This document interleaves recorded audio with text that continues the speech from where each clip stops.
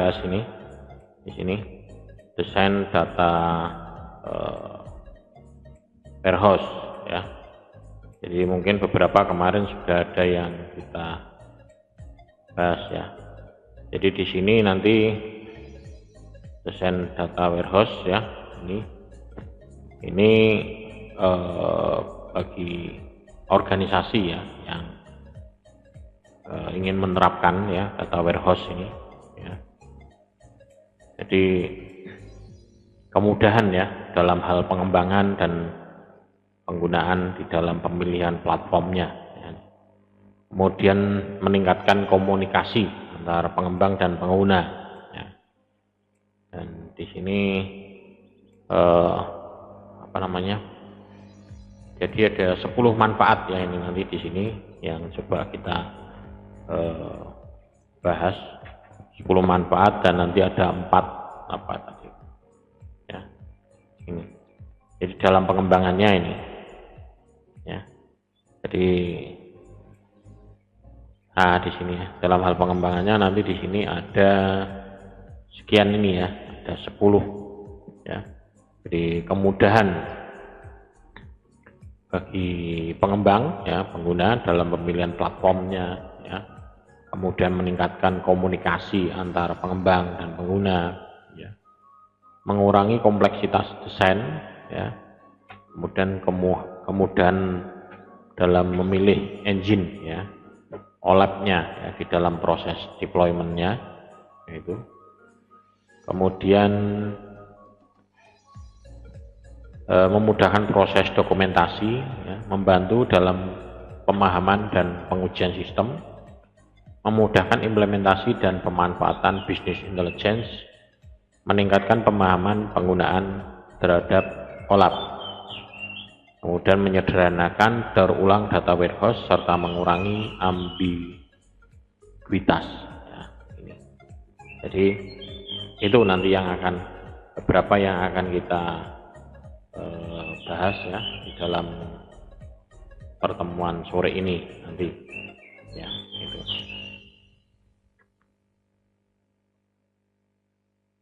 Ya ini. Kemudian ya, mungkin dari pertama sini ya. Nah, ini. Jadi desain awal ya di sini, desain awal dari data warehouse ya di sini. Ini adalah nih ya, memberikan ya jalan bagi pengembang di sini. Jadi manfaat yang dirasakan adalah pengembang ya dan pengguna ya, dengan adanya desain data warehouse, itu adanya kemudahan bagi pengembang dan pengguna dalam memilih platform untuk sistem data warehouse yang akan digunakan ya ini ya gitu. Jadi pengembang dan pengguna itu bebas ya untuk memilih platformnya apa saja yang akan digunakan untuk membangun data warehouse, untuk menggunakan layanan data warehouse, termasuk juga kebebasan dari perlu atau tidaknya membangun data mart. Nah, itu ya. Itu ya. Jadi desain awal dari data warehouse ini yang jelas ya ini ya. Jadi memberikan jalan bagi pengembang untuk menentukan platformnya ya, yang digunakan ya, untuk engine OLAP-nya. Jadi untuk engine OLAP-nya ya. Jadi platform yang digunakan untuk server dan klien, sehingga beberapa jumlah data mart yang perlu dibangun sesuai dengan kebutuhan ya setiap unit pengguna dalam sebuah organisasi, terutama pada organisasi yang skalanya besar ya. Ini sangat penting sekali ya. Jadi bisa menentukan. Dan di sini ditegaskan ya bahwa di sini ini jumlah data mart ini yang dibangun sesuai dengan kebutuhan ya. Ini sesuai dengan kebutuhannya. Tapi di sini ya dia diberikan kebebasan ya dari perlu atau tidaknya membangun data mart. Tapi di sini perlu dibangun sesuai dengan kebutuhan, ya, sesuai dengan kebutuhan sebuah organisasi. Bukannya tidak ya, tapi perlu atau tidaknya. Jadi berapa jumlah data mart yang akan dibangun. Nah, data martnya akan dibangun. Tiwas dibangun tidak dipakai ya percuma itu ya data martnya. Disiapkan pusing-pusing ya, mikir alurnya, bikin konsepnya, tapi kenyataannya tidak digunakan. Nah, itu juga akan eman-eman juga ya, eman-eman dari sisi infrastrukturnya, biaya pembuatannya ya, itu.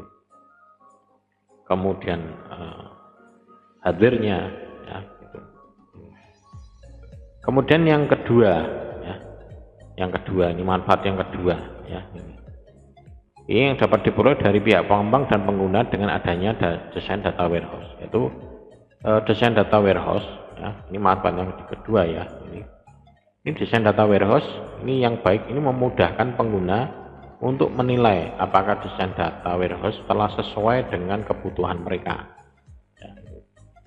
Selain itu ya, ini pengembang juga dapat dengan mudah ya, menyajikan solusi bagi pengguna dalam bentuk desain berdasarkan kebutuhan pengguna.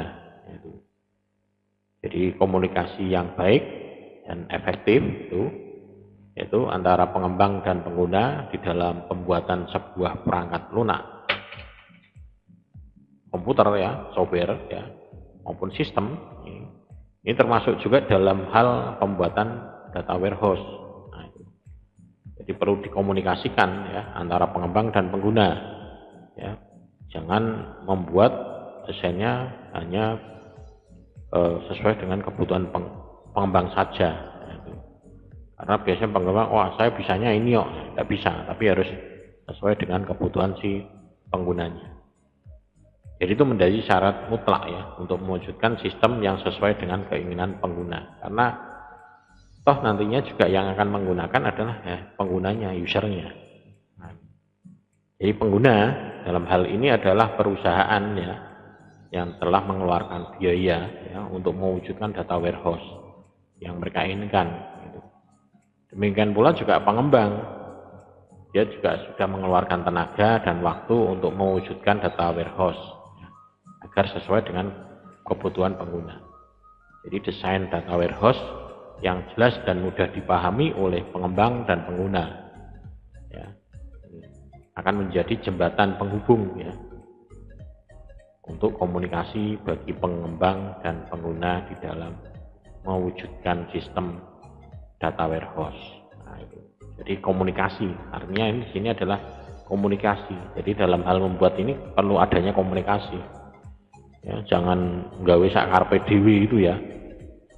Pengembangnya membuat wah aku isone ini dipaksakan seperti ini. Ya akhirnya mau tidak mau nanti jadinya ya ini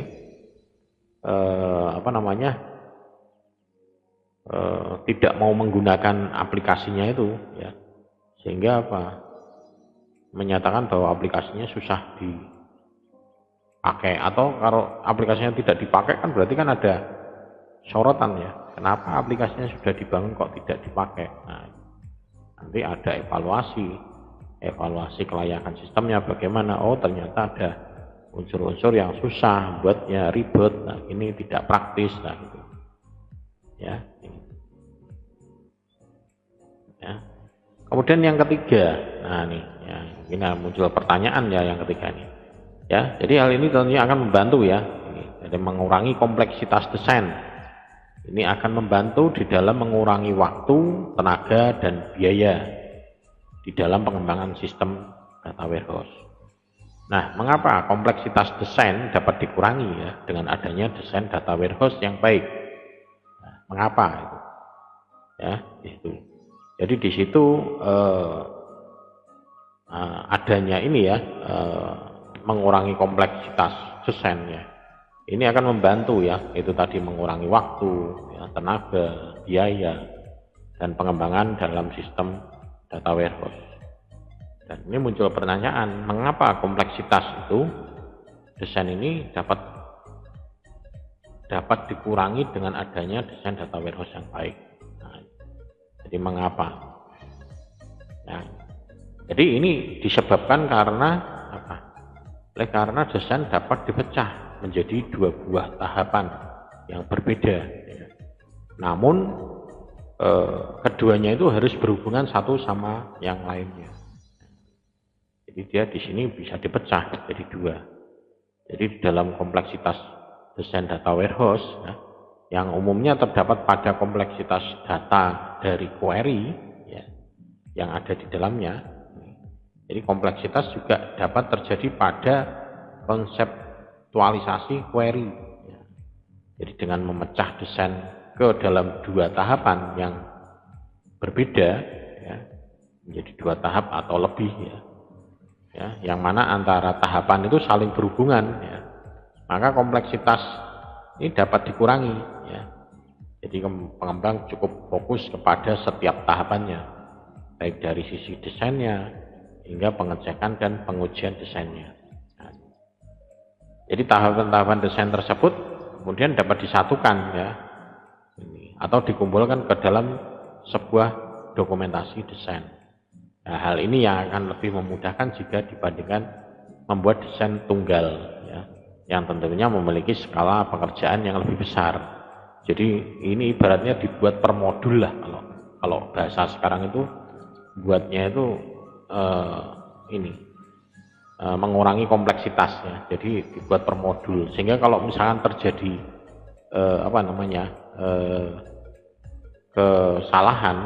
kesalahan ataupun mungkin ada error atau bug atau apa, maka lebih mudah menganalisanya, modul mana yang menyebabkan terjadinya masalah itu, sehingga itu bisa dilepas.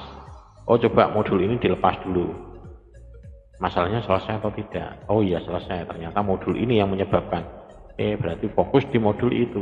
Nah, itu.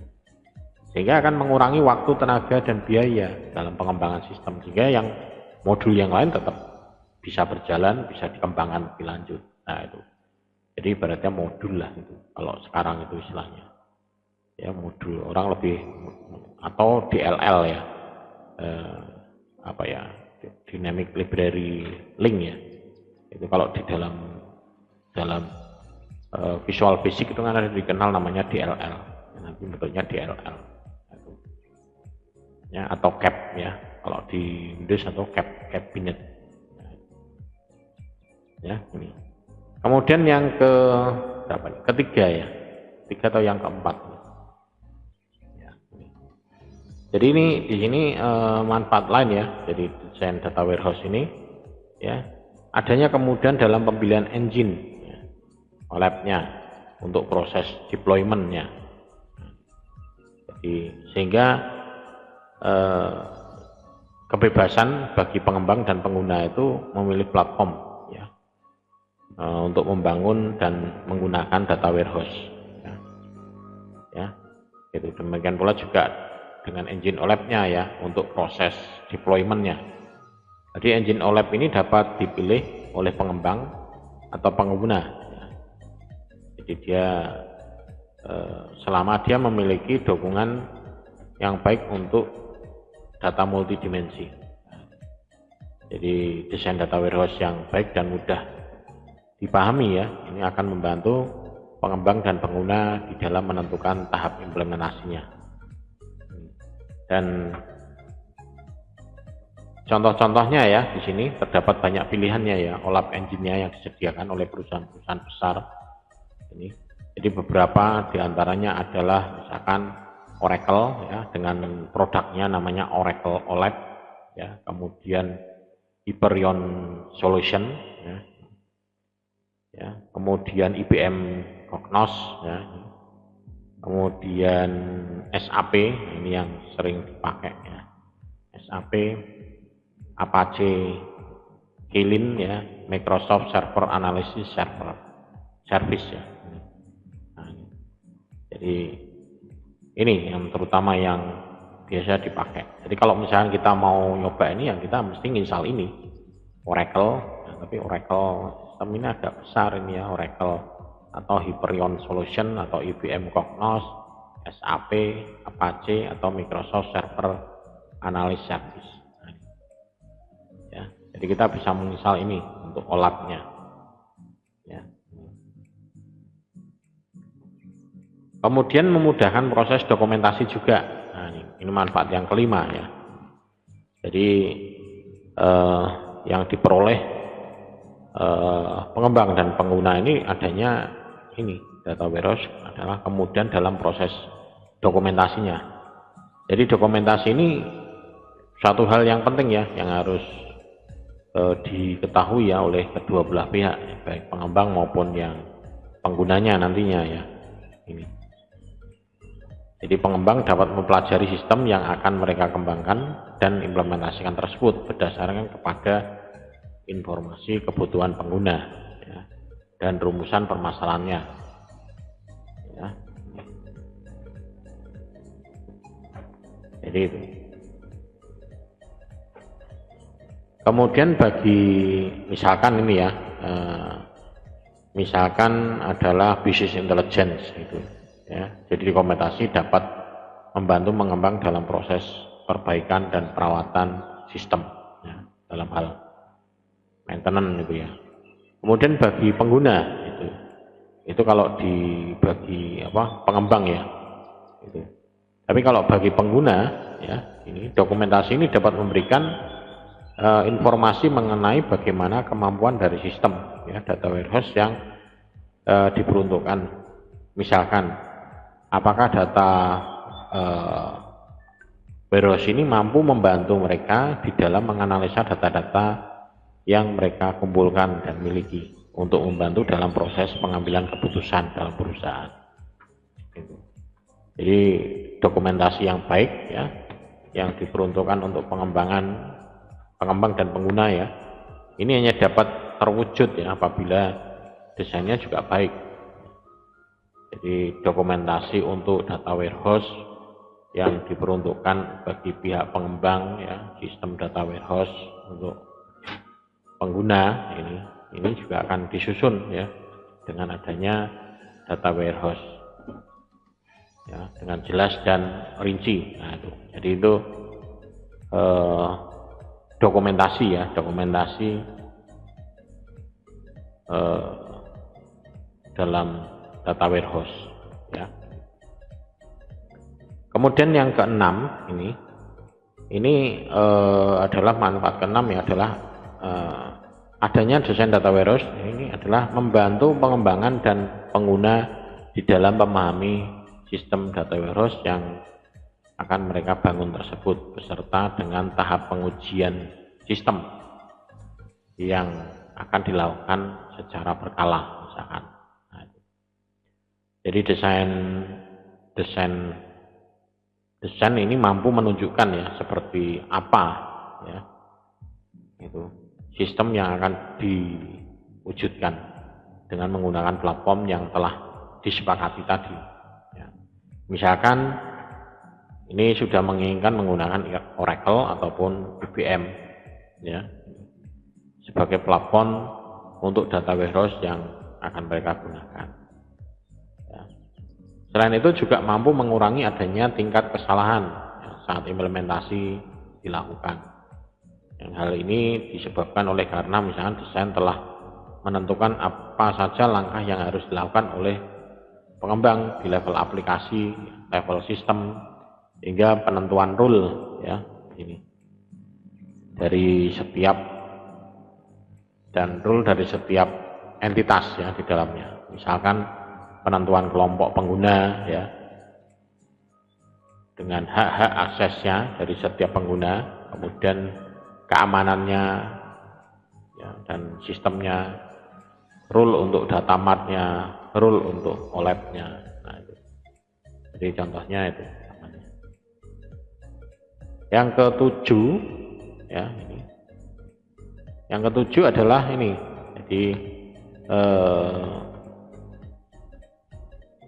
dari sektor bisnis ya ini misalkan berupa business intelligence ya.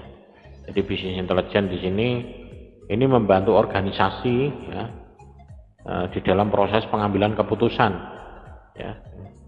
Jadi berbasiskan ya pada data dan informasi akurat ya, yang telah mereka kumpulkan atau yang ada di dalam gudang itu ya, data warehouse ya. serta diolah dan dianalisis. Nah, jadi bisnis intelijen ini telah merupakan kekuatan utama ya. Bisnis intelijen ini adalah hal yang sama dengan data warehouse itu sendiri. Nah, itu. Ya, jadi pemanfaatan bisnis intelijen. Jadi dengan adanya data ini, data warehouse itu sendiri, ya, yaitu data dan konten yang terkandung di dalamnya. Jadi, maka pengguna dapat pengguna tidak dapat memahami dengan baik semua data dan konten yang mereka miliki. Jadi yang tersimpan pada data warehouse maupun dalam bentuk terapan bisnis intelligence tool. Ya. Jadi nilainya lebih yang diberikan oleh kedua teknologi ini. Jadi desain data warehouse yang baik akan membantu ya pengguna untuk memahami data yang mereka miliki beserta dengan informasi yang terkandung di dalamnya. Ya. Jadi tentu saja hal ini menjadi keputusan ya yang diambil akan lebih strategis ya, tersusun dengan taktis yang baik ya dalam menghadapi persaingan bisnis yang ada. Jadi kadang kita itu membaca data itu kadang juga ribet ya, baca data itu kadang ribet ya. Bahkan kalau datanya sudah kompleks ya itu, wah, nah itu ya butuh suatu sistem, butuh suatu tool untuk bisa menganalisa. Nah, itu. Makanya itu bisa menganalisa, oh ini menjadi ini. Oke ya, coba sambil kalau ada yang mau ditanyakan, saya sambil cek yang sudah hadir siapa di sini. Tadi baru 3 ya. Tadi ini ada lagi tambah 2 ya. Muhammad Ali Al-Wafa, Muhammad Arif Dwi ya. Ada 5 ya. Minggu kemarin ada 9 ya. Dari total 11, ini baru 5. Oke, terima kasih yang sudah hadir. Oke, kita lanjut ya. Ya. Ini yang manfaat yang ke-8. Nah, ini. Manfaat yang ke-8 di sini adalah adanya desain data warehouse ini mampu meningkatkan pemahaman penggunaan terhadap OLAP. Ya, ini. Ya. Jadi ini disebabkan karena desain yang baik ya, mampu menunjukkan ya kepada pengguna bagaimana data-data tersebut dikumpulkan dari satu atau beberapa buah sumber data, sehingga data tersebut dapat diseragamkan dan dianalisis guna memperoleh pengetahuan. Nah, di dalam informasi di dalamnya ini ya, ini dalam hal ini tentunya akan terlihat ya perbedaan antara data-data transaksi yang menggunakan OLTP ya dan data-data yang dianalisa menggunakan OLAP ya.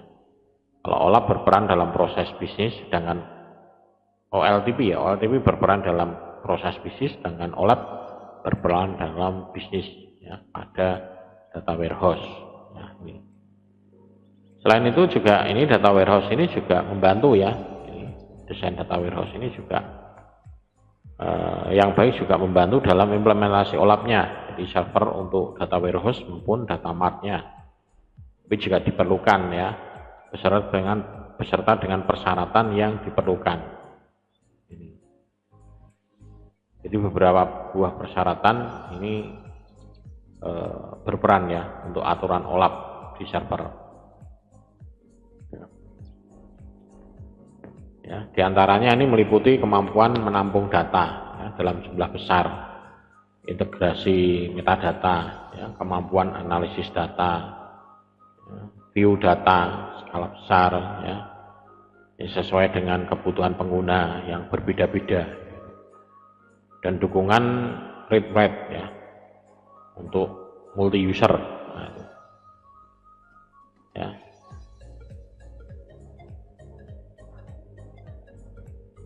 Ya, itu tadi ya 8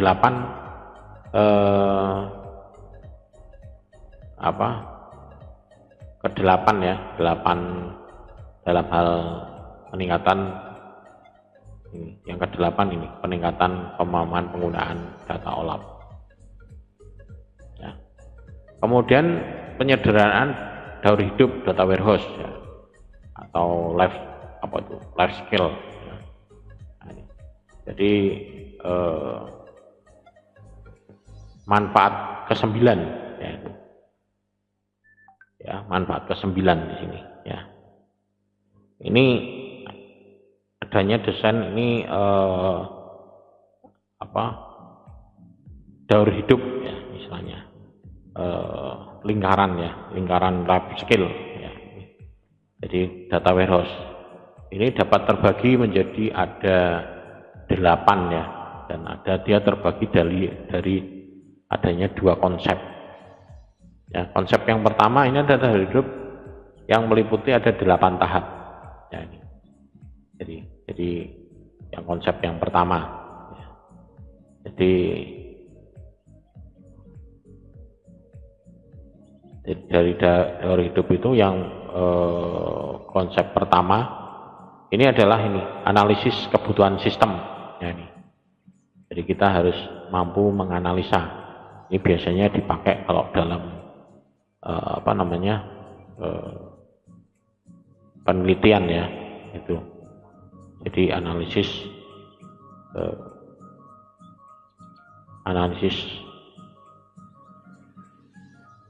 kebutuhan sistem.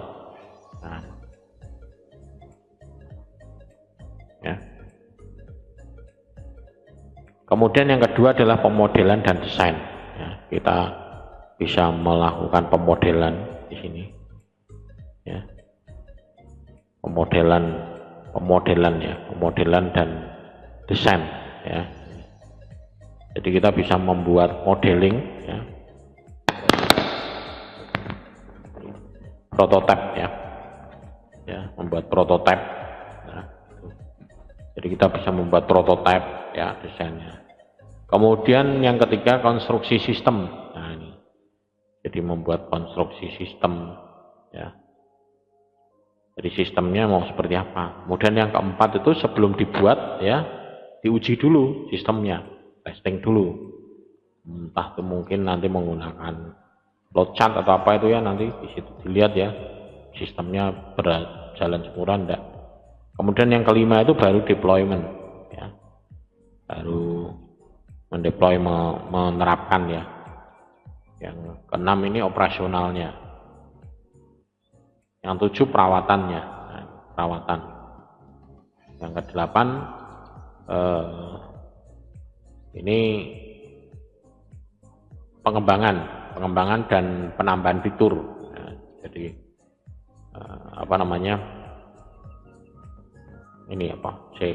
pengembangan toh perawatan ya di sini, penyelesaian penggunaan data dan sistem. Jadi di sini ada ini. Jadi di sini dalam konsep pertama ini ada 8 tahap. Ya. Sedangkan yang tahap kedua ya di sini. Jadi penyederhanaan daur hidup sistem warehouse ini ya akan membantu ya kemudian pengembangan dan pemeliharaan dalam sistem warehouse di dalam sisi pengembangan dan penggunaan. Jadi penyederhanaan ya, jadi ini disederhanakan ya penyederhanaan daur hidup data warehouse ini ya dengan memanfaatkan desain logik ya dan berbasiskan pada best practice. Jadi best practice ini dipilih ya yang namanya best practice ya, berarti adalah langkah-langkah praktis ya yang terbaik ya yang telah diakui dan dikenal secara luas ya, di kalangan dunia teknologi informasi. Jadi ketepatan di dalam memilih best practice ini pada data warehouse ini bukan saja menentukan proses desain data warehouse-nya, tapi juga membantu proses implementasi data warehouse-nya hingga efisien ya. Mulai dari biaya pengembangan, sumber daya komputasi ya, Jadi itu ya.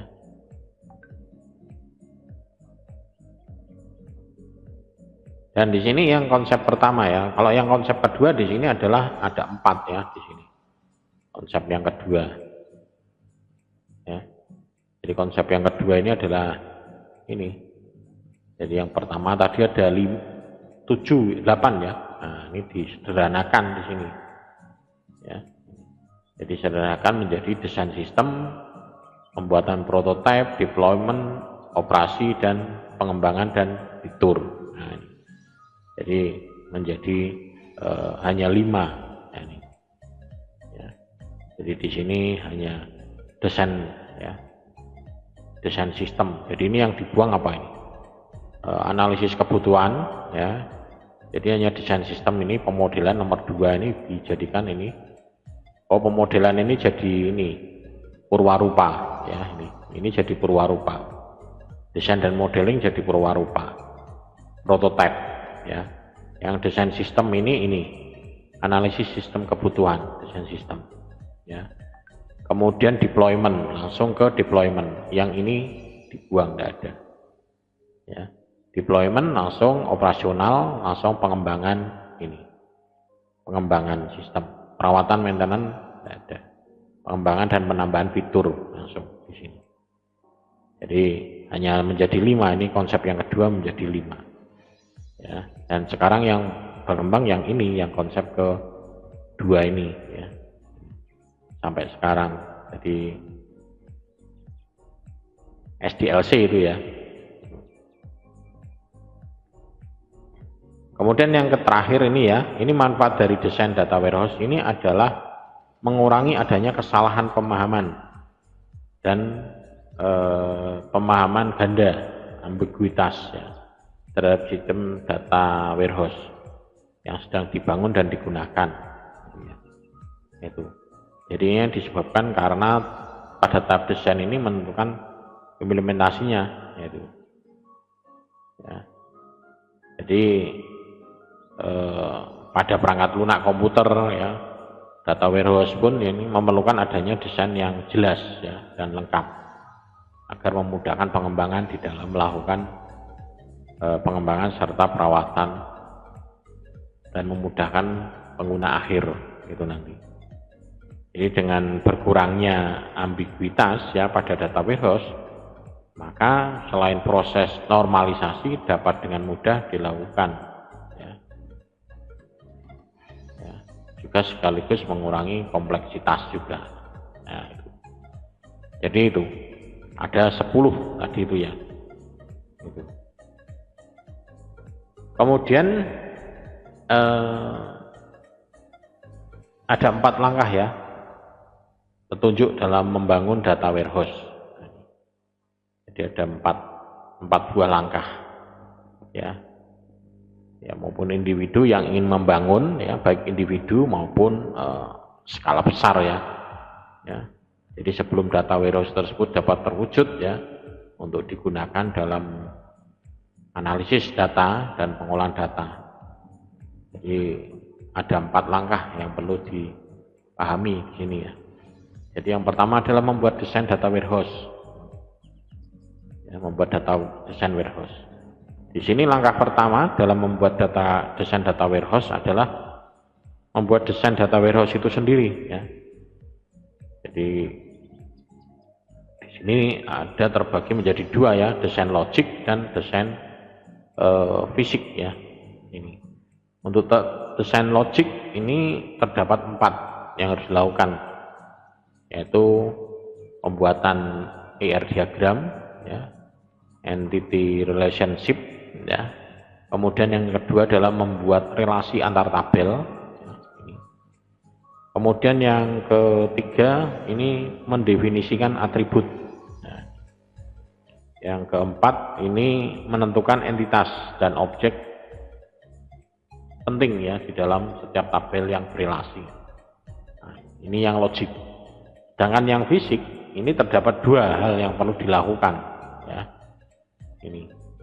Jadi mengubah desain logik ke dalam bentuk objek database, kemudian menyediakan integrity constraint, ya, termasuk juga penentuan tipe datanya, itu. Jadi menentukan, misalkan yang menjadi primary key dan foreign key siapa, nah, itu.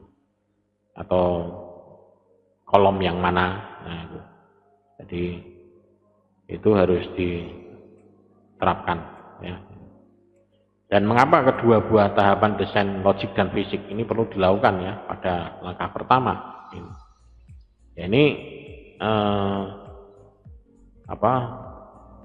tidak lepas, ya, jika dikaitkan dengan konsep utama, ya, dari data warehouse itu sendiri.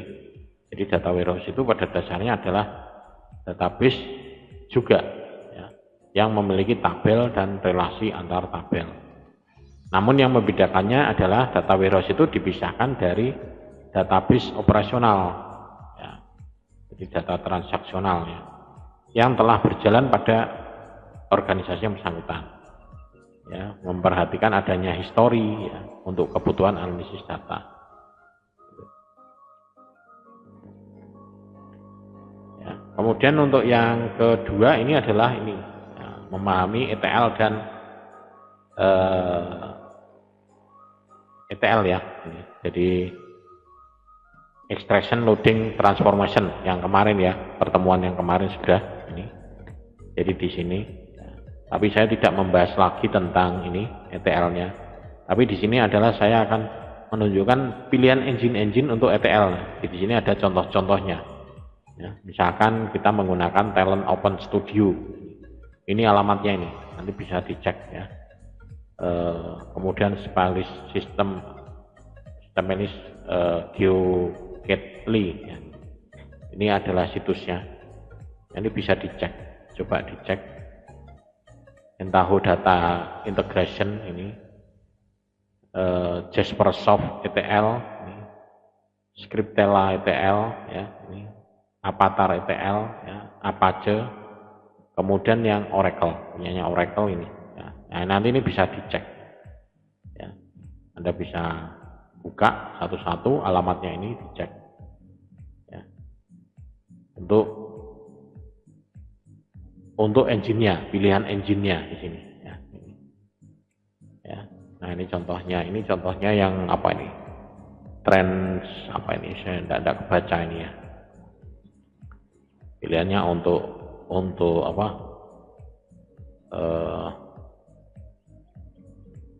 ETL-nya, ya, ini.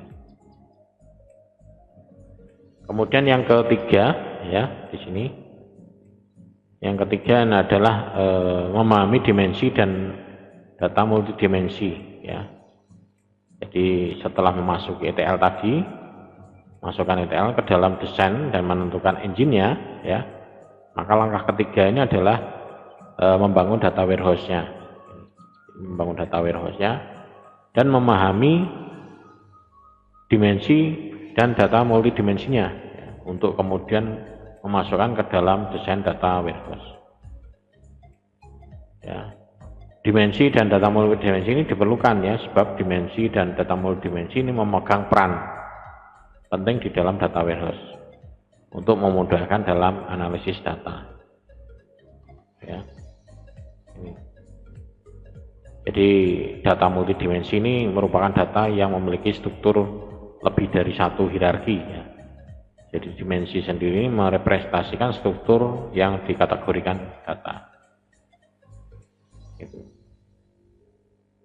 Dan yang terakhir adalah di sini membangun data warehouse adalah membuat cube dan data cube n dimensi. Nah, contohnya adalah ini.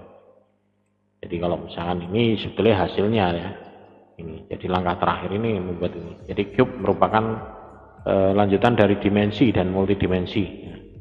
Jadi peran data cube adalah untuk membantu pengguna dan sistem dalam merepresentasikan data dua dimensi ke dalam bentuk data multidimensi. Jadi ke dalam data multidimensi tersebut ini akan terdapat dimensi dan fakta, ya. Oleh karena itu cube ini akan membantu, ya, merepresentasikan data dua dimensi ke dalam data multidimensi, ya. Jadi contohnya adalah ini ya, sebagai contoh ya, jika diambil untuk kota tujuan Bandung ya, data multidimensi ya, 2 dimensi ya, ini disajikan pada tabel ini ya. Jadi kemudian di sini apabila diukur adalah dimensi yang berupa produk ya, dan kota tujuan ya, dengan jumlah masing-masing produk per kota tujuan ya, maka data multidimensinya atau 3 dimensinya dapat disajikan ini sebelahnya ini. Jadi ini Bandung, misalkan waktu pagi siang, tahu, tempe, misalkan ini waktunya di sini. Jadi per produknya tahu, tempe, kecap. Nah, ini multidimensinya seperti ini. Jadi kalau ini Bandung. Nah, ini kalau ini hanya 1 dimensi ya, banyak kota Bandung saja. Tapi kalau misalkan mau dilihat lagi lebih kompleks lagi ya, Bandung, Bogor, Cimahi atau mana. Nah, ini muncul seperti ini datanya. Ya. Jadi hanya seperti itu implementasinya. Ya. Jadi jika diilustrasikan itu dalam bentuk ruang kubus ya, maka data multidimensi dengan 3 dimensi tersebut akan merepresentasikan sumbu X, Y, Z ya. Jadi masing-masing produk, kota, waktu ini sampai sebuah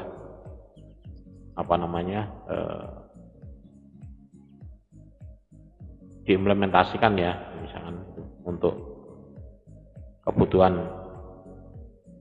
analisa data. Nah, itu. Jadi seperti itu.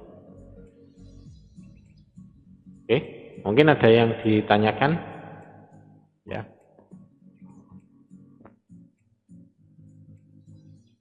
Oke, ini Pak Anissa Rizka Wahyu ya.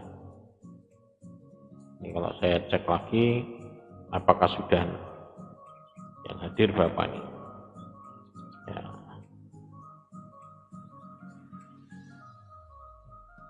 Masih cuma 5 ya yang hadir, yang ya cuma 5. Sini yang di live streamnya di sini ada Sasa Rahayu, Anissa Rizka Rahayu. Yang terakhir tadi adalah Muhammad Arif.